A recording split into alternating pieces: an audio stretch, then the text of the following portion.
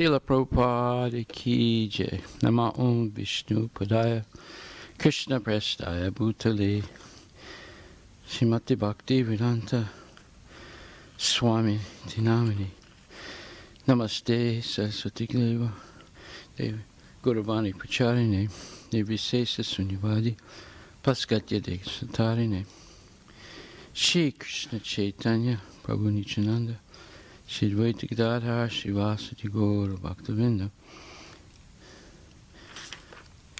Hare Krishna Krishna Krishna Hare Hare Hare Rama Rama Rama Hare Hare.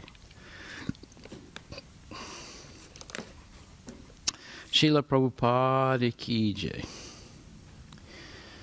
I have received homework from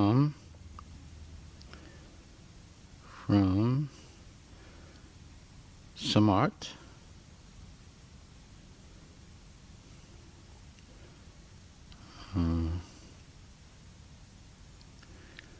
and that's about it.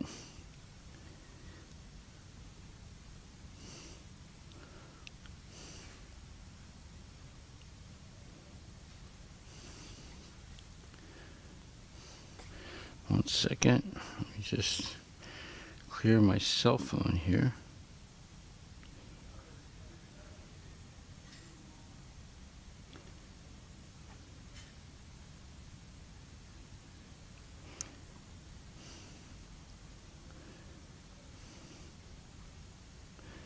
Okay, so we'll read Swamart's homework. And homework assignment was, explain what happens at the moment of death more thoroughly by using the following verses: Bhagavad Gita 7:29, Bhagavad Gita 8:28, Bhagavad Gita 8:27, Ishopanishad Mantra 17, Srimad Bhagavatam 11:29-34, Teachings of Lord Chaitanya, chapter 12, halfway through, where Srila Prabhupada quotes Srimad Bhagavatam 11:29-34, and Bhagavad Gita 8:5 and Bhagavad Gita 8:6. Wow, that's a lot of quotes about death.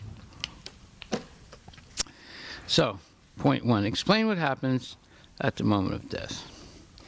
So Samarth says, in the 7th chapter, 29th verse of Bhagavad Gita, Prabhupada writes, birth, death, old age, and diseases affect this material body, but not the spiritual body. There is no birth, death, old age, and disease for the spiritual body, so one who attains a spiritual body becomes one of the associates of the Supreme Personality of Godhead and engages in eternal devotional service. Such a person is really liberated. This is telling us that if we go to the spiritual world, we do not have to worry about our body because it is eternal there. Then in Ishopanishad Mantra, 17, Prabhupada says, the devotee prays to the Lord to remember his activities and the sacrifices he has performed before his material body is turned into ashes. He makes this prayer at the time of death with full consciousness of his past deeds and of the ultimate goal. One who is completely under the rule of material nature and remembers the heinous activities he performed during the existence of his material body, and consequently he gets another material body after death. This means that at the end of life, what we did will come like a movie to us. So it would be better to be a devotee in this life, so we do not see our heinous acts in this lifetime, at the moment of death, of course. To do that, though, we must surrender to the Supreme Personality of Godhead. In the teachings of Lord Chaitanya, Srila Prabhupada gives us 6 qualifications to surrender to Krishna. These are 6 qualifications for surrender. First is that one should accept everything favorable for the discharge of one's duties and devotional service, and one should be determined to accept the process. The second is that one should give up everything that is unfavorable for the discharge of devotional service, and one should be determined to give it all up. Thirdly, one should be convinced that only Krishna can protect him and should have full faith that the Lord will give that protection. An impersonalist thinks that his actual identity is in being one with Krishna, but a devotee does not destroy his identity. In this way, he lives with full faith that Krishna will kindly protect him in all respects. Fourthly, a devotee should always accept Krishna as his maintainer. Those who are interested in the fruits of activities generally expect protection from the demigods, but a devotee of Krishna does not look to any demigod for protection. He is fully convinced that Krishna will protect him from all kinds of unfavorable conditions. Fifthly, a devotee is always conscious that he is not independent in fulfilling his desires unless Krishna fulfills them. They cannot be fulfilled. Lastly, one should always think of himself as most fallen so that Krishna will take care of him. Okay, so that's 6 symptoms of surrender.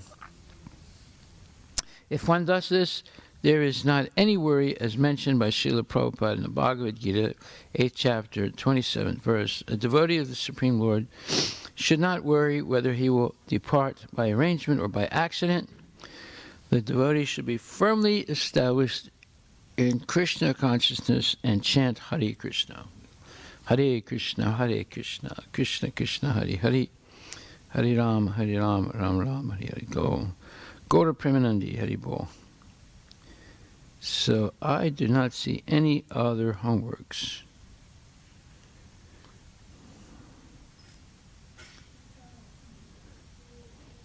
Okay.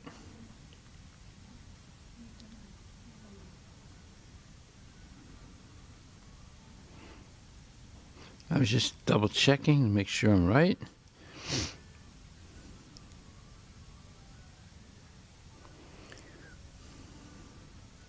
No, there are no more homeworks. Okay, so then we'll continue in the 6th chapter of the 6th canto of Srimad Bhagvatam.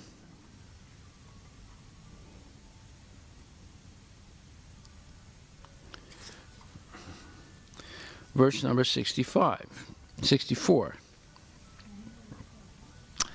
And it says, thus Ajamila began spending whatever money he had inherited from his father to satisfy the prostitute with various material presentations so that she would remain pleased with him. He gave up all his Brahminical activities to satisfy this lady. So in other words, he gives up also his Brahmana wife and begins to live with this lady of, as we say in English, ill repute, who has a horrible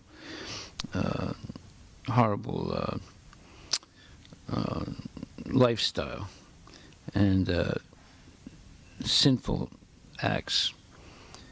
So Prabhupada says in the purport, there are many instances throughout the world in which even a purified person, being attracted by a prostitute, spends all the money he has inherited. Prostitute hunting is so abominable that the desire for sense gratification with a prostitute can ruin one's character, destroy one's exalted position, and plunder all one's money. Therefore, illicit activities are strictly prohibited. One should be satisfied with his married wife, for even a slight deviation will create havoc. A Krishna-conscious Grihastha should always remember that he should always be satisfied with one wife and be peaceful simply by chanting the Hare Krishna mantra. Hare Krishna, Krishna Krishna, Hare Hare, Hare Rama, Rama Rama, Hare Hare. Otherwise, at any moment, he may fall down from his good position, as exemplified in the case of Ajamila. In text 65. Because his intelligence was pierced by the lustful glance of the prostitute, the victimized Brahmana Ajamila engaged in sinful acts in her association. He even gave up the company of his very beautiful young wife, who came from a very respectable Brahmana family. Purport by Srila Prabhupada. Customarily, everyone is eligible to inherit his father's property. And Ajamila also inherited the money of his father. But what did he do with the money? Instead of engaging the money in the service of Krishna, he engaged in the service of a prostitute. Therefore, he was condemned and was punishable by Yamaraja. How did this happen? He was victimized by the dangerous, lustful glance of this lady. Text 66. Although born of a Brahmana family, this rascal, bereft of intelligence because of the woman's association, earned money somehow or other, regardless of whether properly or improperly, and used it to maintain this lady's sons and daughters. So, therefore, we can understand from this that whenever we have a situation where we can see, hear, plan for, engage in sense gratification, especially with the opposite sex, then we're going to be in a dangerous position. There is such a thing as sacred marriage, and that is recommended, where husband and wife both hopefully are devotees, and they work together, help each other to become Krishna conscious, and they can have children and raise the children in Krishna consciousness. All that is proper. And Krishna says that when you have children and follow the rules and regulations of Krishna consciousness in order to have the children, that is Krishna conscious, and he accepts that. But if we engage in unregulated sense gratification, then that is going to be sinful, and we're going to suffer for it. So suffering is caused by breaking Krishna's rules, and happiness and peace will come by following the rules and regulations that Krishna gives us. And then we come under his protection. So if Krishna protects us, then we're safe.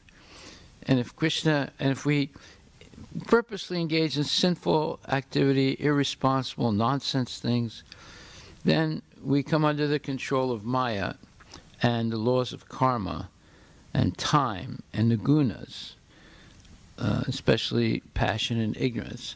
That's the formula for failure in life. And anything we gain, we'll lose all of it. Anything material that we gain by living that way, we'll lose all of it. It's a losing proposition. It's recommended that we follow Krishna's instructions. Just like if you get initiated, you have to make certain promises. If we follow those promises, no gambling, no illicit sex, no intoxication, no meat eating, you'll avoid 95% of life's problems. And you follow, the 16 rounds every day, then it becomes 100%. So that's what we should aim for, 100% Krishna consciousness.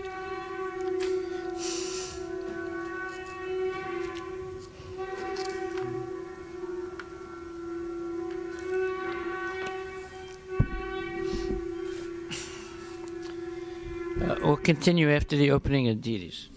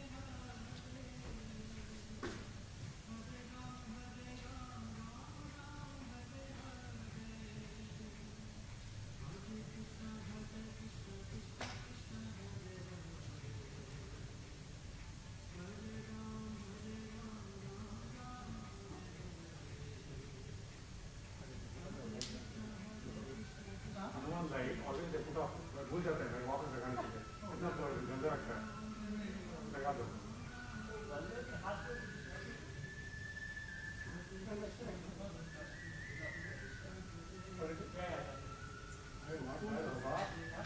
Nice eyesight.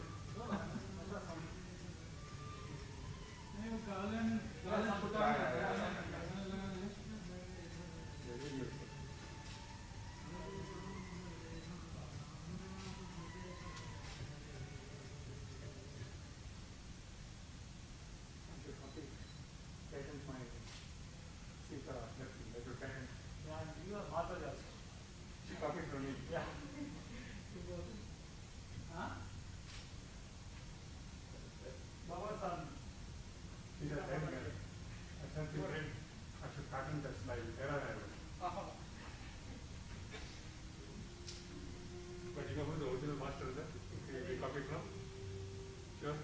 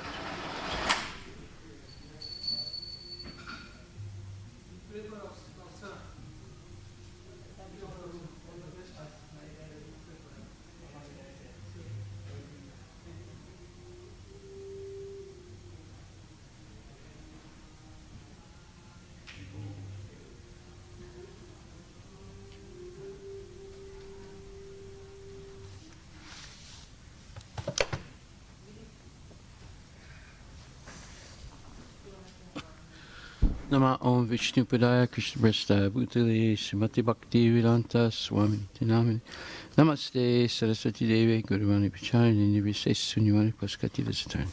So we're continuing the history of the life of Ajamil, verse number 66.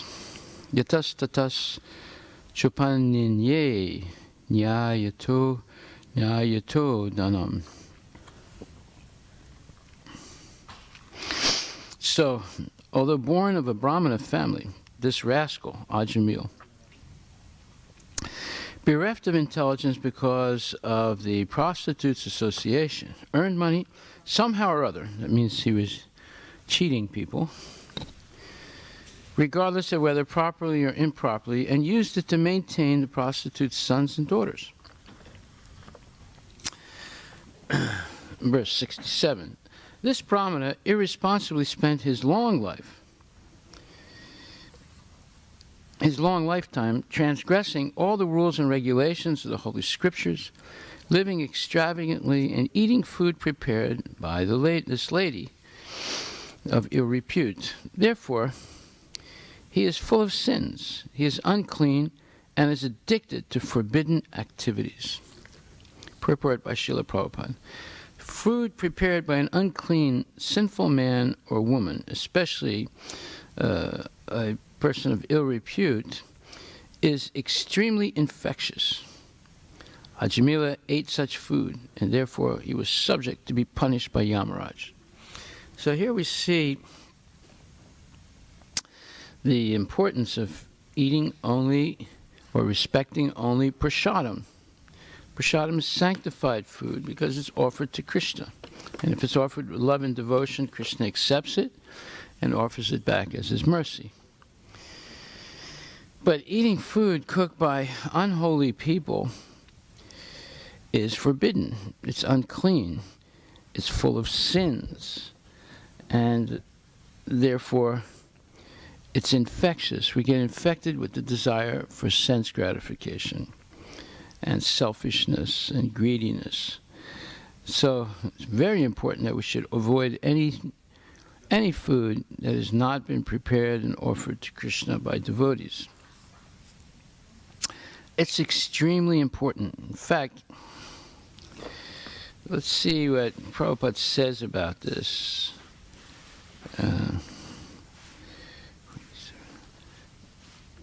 In the Bhagavad Gita,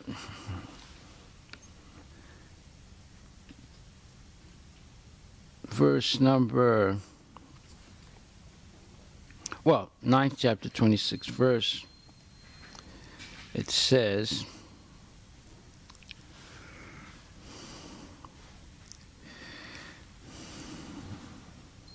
Krishna accepts the offering of his devotee in an exchange of love and affection. So, then again it says that if one wishes to engage in devotional service to the Supreme Lord, in order to be purified and to reach the goal of life, which is the transcendental loving service of God or Krishna, then one should find out what the Lord desires of him.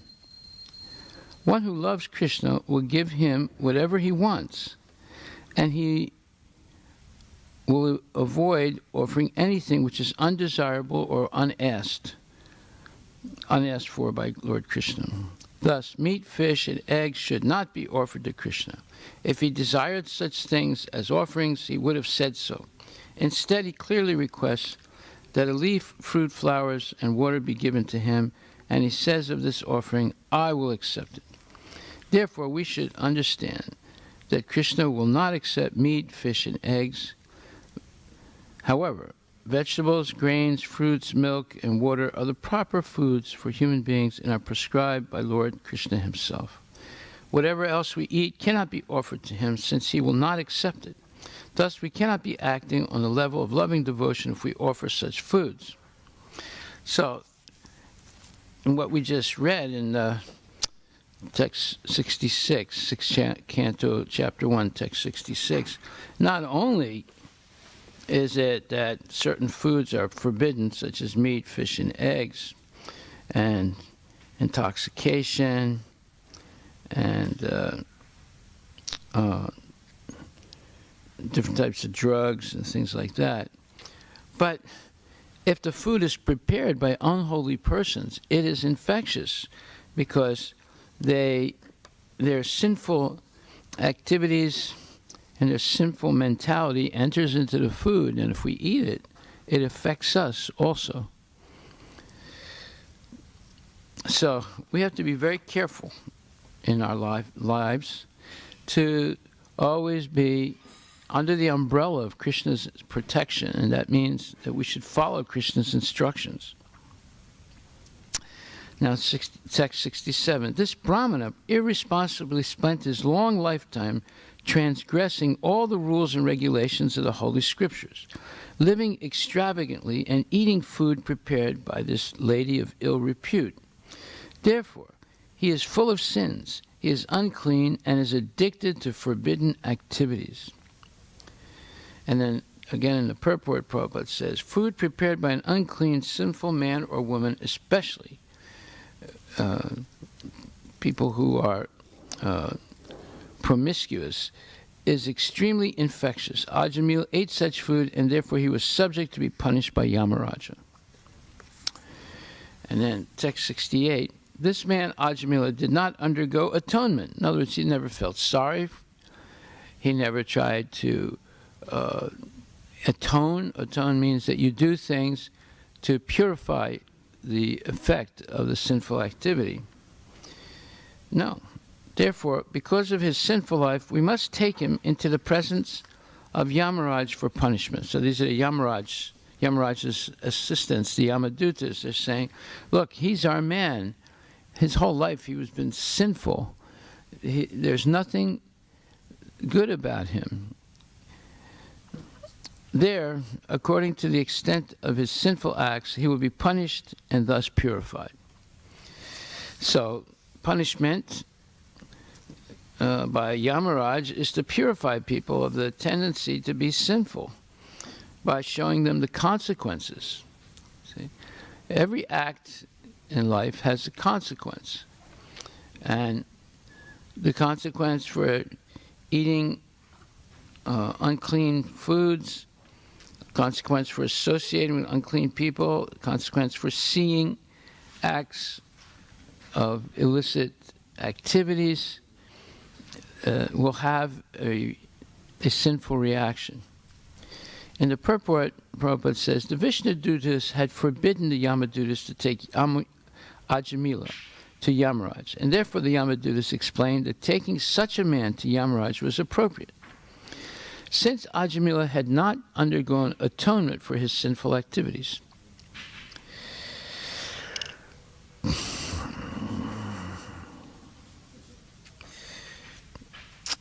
He was to be taken to Yamaraj to be purified.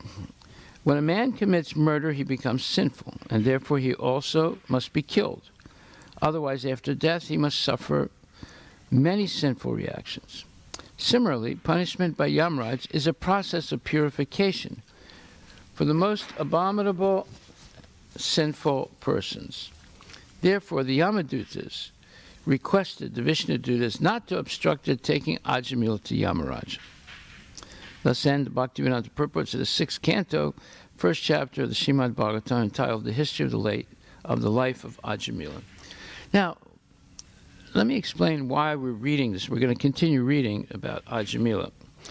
Because if you can understand, and all of you are pretty young, you know, you're between, I guess, mostly 10 to 16, if you can learn how devastating it is to your Krishna consciousness, to your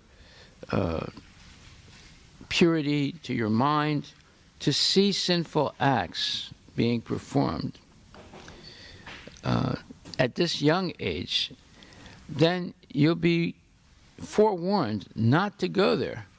Because even, see, in the time of Ajamila, it's a long time ago, there was no internet, there was no Instagram, there was no, none of these high-powered media outlets. All he did was, one time when he was around 16 or 18 years old, he saw, maybe 20 years old, he saw two very low-class people engaged in sense gratification in the forest. And he watched the act, and it influenced him the rest of his life. It ruined his spiritual life. He gave up all the spiritual things that he was doing. And we read a description in the beginning of the 6th chapter, of the 1st chapter, in the beginning verses, how he was a model Brahmana. He followed all the rules and regulations. He was well behaved. He had sense control. He had mind control. He was focused all the time on devotional service. And he went to becoming, just because of seeing that one act of sense gratification, he lost everything. And he became a complete rascal. And because of that, he engaged in many sinful activities throughout his life, because he left his wife and then married this lady of ill repute and a very low-class person. He had a very good wife, and she was a devotee. Well, at least she was a Brahmana, born in a Brahmana family. She was well-behaved, peaceful, not engaged in gross, low-class behaviors. But he left her, and he went to this other lady who was completely contaminated, infected with all kinds of low-class behavior, and it ruined his life.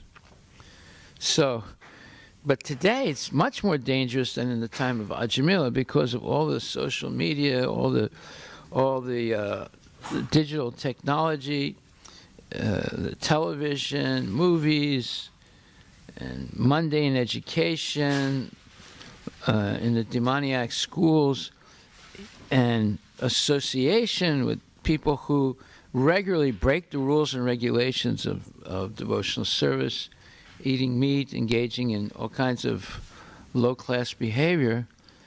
So we see how it's much more dangerous today than in the time of Ajamila.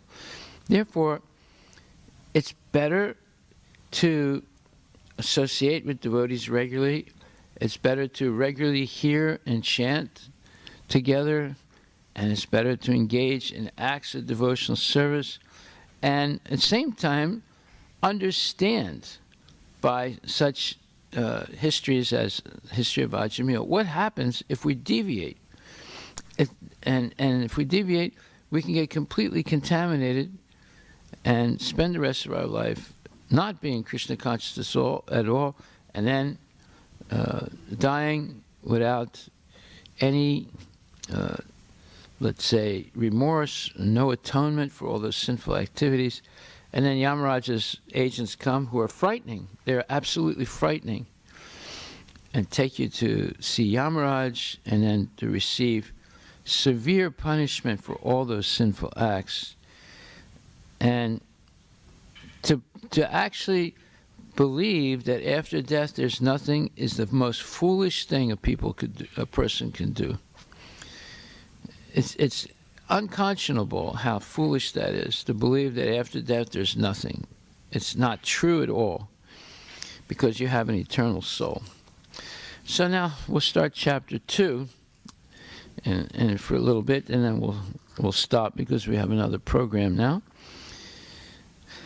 Chapter 2 is entitled Ajamila Delivered by the Vishnu Dutas. In this chapter, the messengers from Vaikuntha explained to the Yamadutas the glories of chanting the holy name of the Lord. The Vishnu Dutas said, "Now impious acts are being performed even in an assembly of devotees, for a person who is not punishable is going to be punished in the assembly of Yamaraj. The mass of people are helpless and must depend upon the government for their safety and security. But if the government takes advantage of this to harm the citizens, where will they go? We see perfectly that Ajamila should not be punished, although you are attempting to take him to Yamaraj for punishment." So these are the Vishnu Dutas speaking to the Yamadutas. Of course, the Yamadutas can't understand why the Vishnu Dutas are saying that Ajamila should not be punished, that he is purified of his sins. They can't understand, because as far as they know, he didn't do anything to atone for his sins.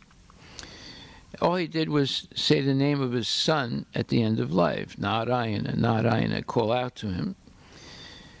So they couldn't understand that just by saying Narayana, or the name of God, it could purify all those sins.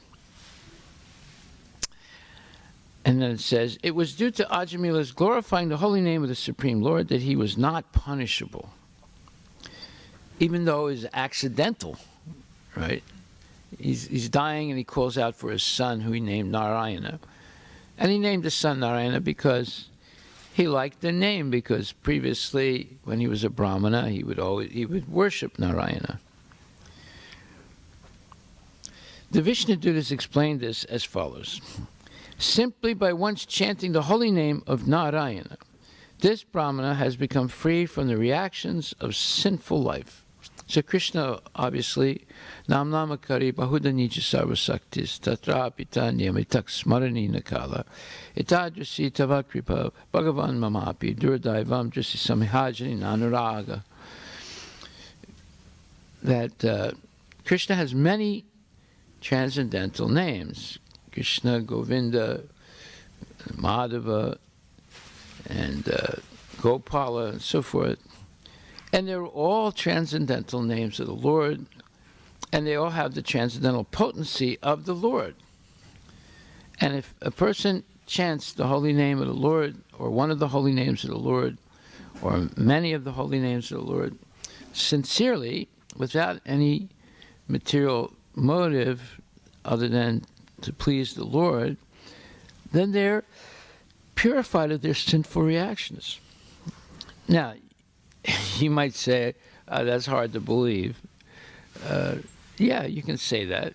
But the history of Ajamila proves that it's true. And this is not just a made-up story. This is a factual history. What has happened in modern times is, especially when India was under the British rule, the Britishers tried to convince the Hindus that followed the Vedic Dharma and the Vedas that the Vedas were all mythology. It was just made up stories, and they were not real. And many Indians were educated. Many Indians, young generations, were educated by the British in British schools, English standard schools. And this constant belittling of the Vedic literatures by the Britishers and valorizing the Bible convinced a lot of, or a majority of Indians, young generations, at least 4 generations, that the Vedas were inferior literature, inferior to the Bible, or even going further than that, all spiritual literatures are inferior. There's only science, reason, and logic by which mankind can understand what is the truth of life. So that propaganda taught to young kids, as it's being taught today, has been going on for a long time, at least 200 years. So what do you expect?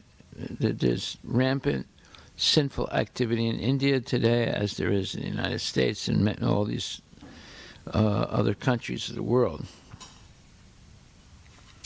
So Ajamila just says the name of Narayana once. It happens to be at the moment of death, which is very crucial. And he's purified of all his sins. And the Vishnu Dutas explain this to the Yama Dutas. They say, simply by once chanting the holy name of Narayana, this Brahmana has become free from the reactions of sinful life. Indeed, he has been freed not only from the sins of this life, but from the sins of many, many thousands of other lives. He has already undergone true atonement for all his sinful actions. If one atones according to the directions of the Shastras, one does not actually become free from sinful reactions. But if one chants the holy name of the Lord, even a glimpse of such chanting can immediately free one from all sins. So if you follow all the ritual performances to nullify sinful reactions, they will not all get nullified. There'll be some clearing, but it will not be complete. But if you chant Hare Krishna even once, sincerely, it can clear all your karmic reactions from this life, from previous life, and from previous lives. So it says, even a glimpse of such chanting can immediately free one from all sins. Chanting the glories of the Lord's holy name awakens all good fortune. Therefore, there's no doubt that Ajamila, being completely free from all sinful reactions, should not be punished by Yamaraja. As they were saying this, the Vishnudutas released Ajamila from the ropes of the Yamadutas and left for their own abode. The Brahmana Ajamila, however, actually the fallen Brahmana Ajamila, however, offered his respectful obeisances to the Vishnudutas. He could understand how fortunate he was to have chanted the holy name of Narayana at the end of his life. Indeed, he could realize the full significance of this good fortune. Having thoroughly understood the discussion between the Yamadutas and the Vishnudutas, he became a pure devotee of the Supreme Personality of Godhead. He lamented very much for how very sinful he had been, and he condemned himself again and again. Finally, because of his association with the Vishnudutas, Ajamila, his original consciousness aroused, gave up everything and went to Haridwar, where he engaged in devotional service without deviation, always thinking of the Supreme Personality of Godhead. Thus the Vishnudutas went there, seated him on a golden throne, and took him away to Vaikuntha Loka. So he gets what's called a second chance. He goes to Haridwar after he was saved by the Vishnudutas and spends a bunch of years meditating and chanting the holy names of Krishna and preaching and not engaging in any sinful activity. And then eventually the Vishnudutas come and take him back to Godhead, to Vaikuntha. In summary, although the sinful Ajamila meant to call his son the holy name of Lord Narayana, even though chanted in the preliminary stage, Namabhasa, was able to give him liberation. Therefore, one who chants the holy name of the Lord with faith and devotion is certainly exalted. He is protected even in his material conditional life. Hari Bol. So your homework for tomorrow is look up the word Namabhasa, Namabhasa, and explain what it is. So let's see. If you look in the general index of the 6th canto, and no, it doesn't have anything about Namabhasa. Okay. All right, so you have to look up in the Chaitanya Charitamrita, in the history of Haridas Thakur. One second, I'll tell you where it is.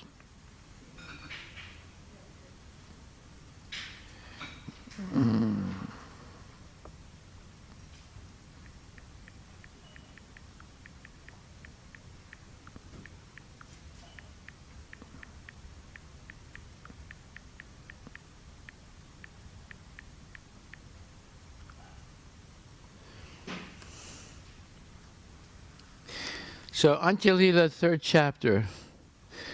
Antya-lila is the 3rd book of the Chaitanya Charitamrita. And it talks about the glories of Haridas Thakur. And it should explain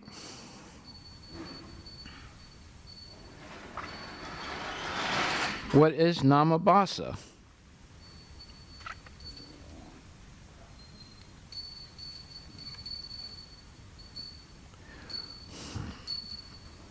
Okay, you can also look up, just type in on Google Namabhasa. Let's see what that says.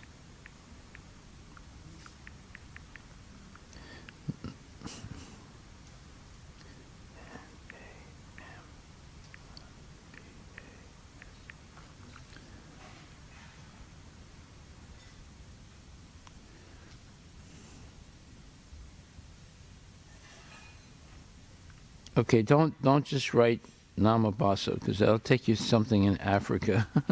This is,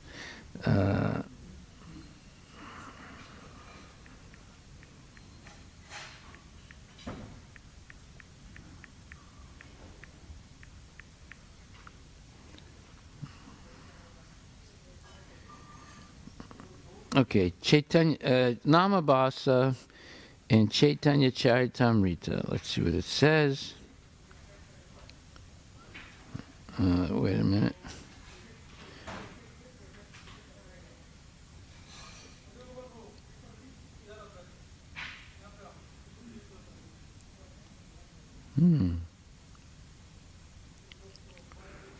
Okay, well, you're going to have to do your homework. You have to look this up in the Antya Lila chapter 3, in the story of Haridas Thakur. Let me see if it's mentioned in the Bhagavad Gita. No, it's not there either. That's interesting.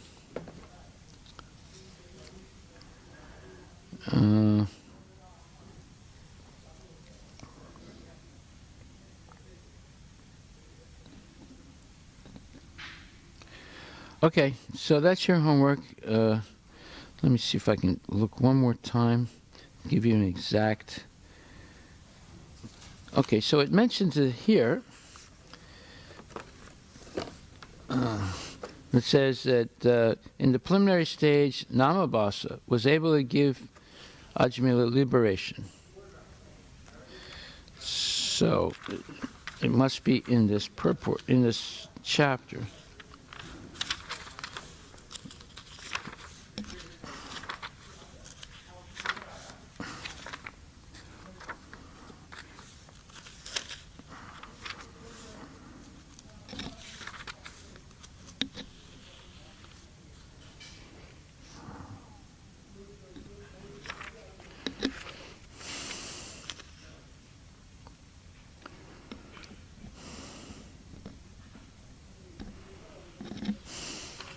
So Namabhasa is basically what Ajamila did.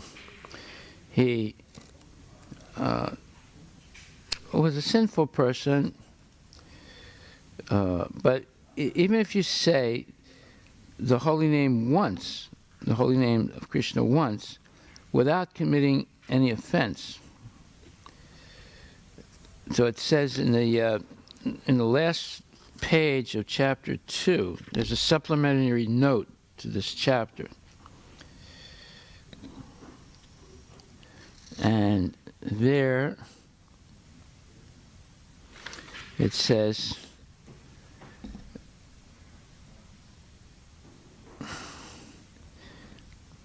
it may be said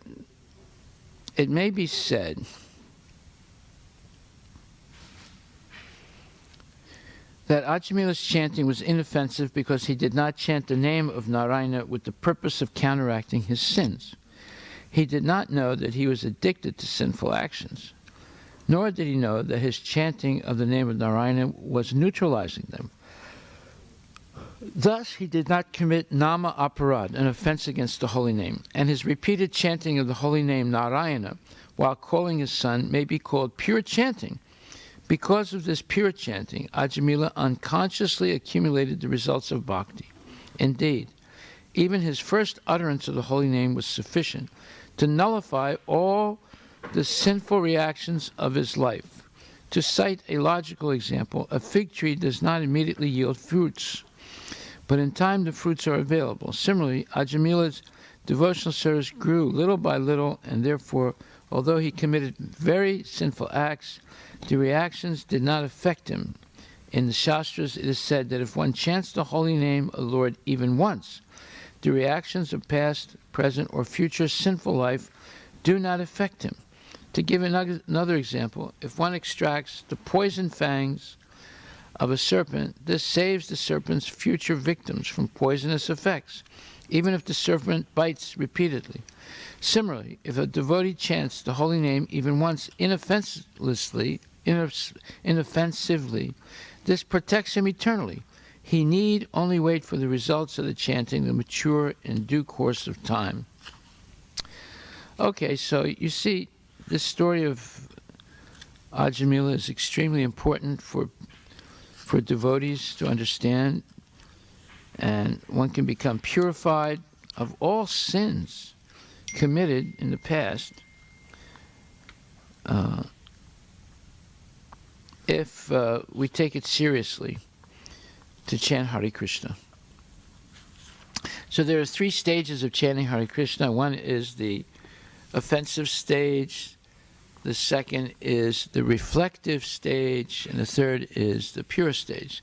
So that reflective stage is called Namabhasa. That's the beginning of realization of one's acts and how there is such thing as sinful acts. And by chanting Hare Krishna in that Namabhasa stage, or the awakening stage, we become aware that whenever we commit a sinful act, it's a violation of Krishna consciousness, and therefore one tries to stop committing sins. But in the case of Ajamila, he simply repeated the name of Narayana without any material motive and without any motive of nullifying his sins. He just said the name purely, and it nullified all his sins. So this pure chanting is extremely important, and that's called, and it's in the Namabhasa stage. One is not a pure devotee, but one accepts to chant the mantra, Hare Krishna, and if he says even one time the mantra without any material motive, he becomes purified. He or she becomes purified. So, yeah. So your homework is to find out more about Namabhasa, the second stage of chanting the Hare Krishna Mahamantra. Haribol. All glories to Srila Prabhupada Ki Jai.